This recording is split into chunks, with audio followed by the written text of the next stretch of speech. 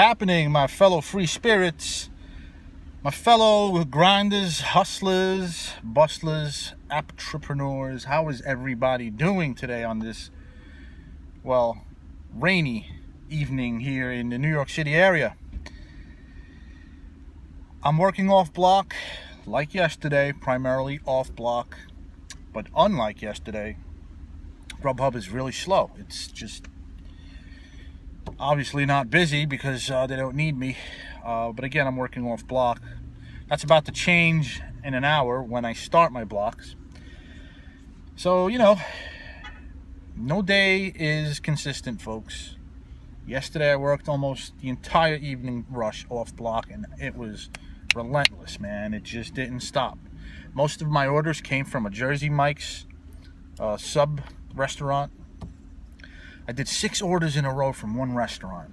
It was great. I hardly did any driving. I was driving in like a 2-mile radius. It was fantastic, Then I did a Vietnamese restaurant up the block. I did 3 orders from that place all in a row.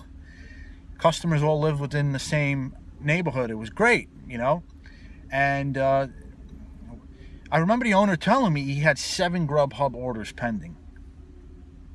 I was like, great, I'll probably keep coming back, right? I'm close to the restaurant after all.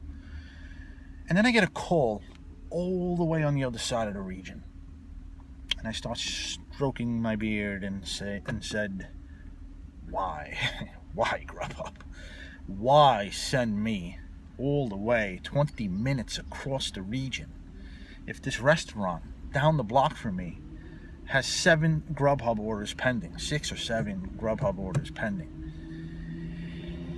It doesn't make sense, but I guess Grubhub, like I said in a previous video, this dispatch is designed to make each driver's day balanced, give everyone equal workload. I wasn't driving much yesterday, working those same 2 restaurants, all within a 2-mile radius.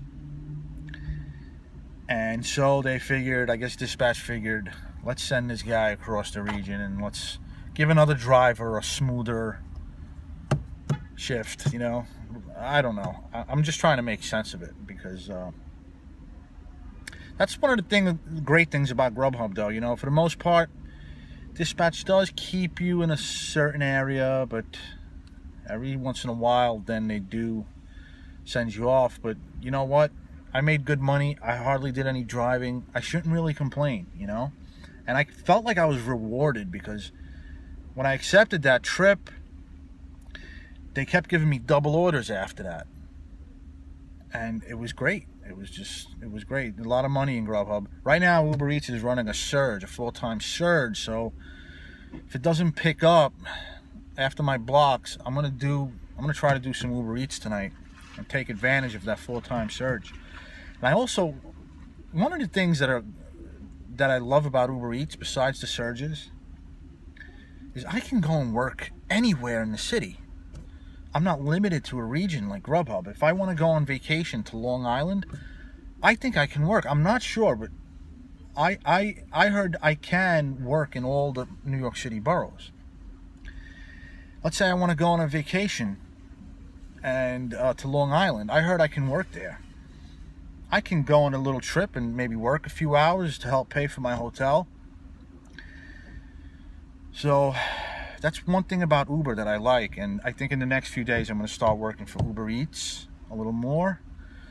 I did not schedule myself with Grubhub that much in the next week. I hope to take advantage of this surge. And another thing that I like about UberEATS is the average driving time per order is no more than 20 minutes. Most of the time the restaurant is always down the street,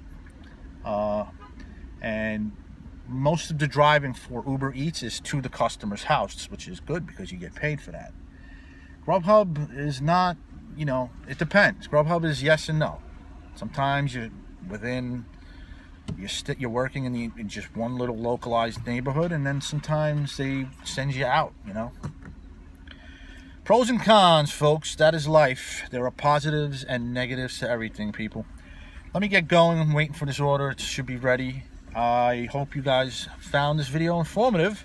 Stay dry, stay safe, make that money.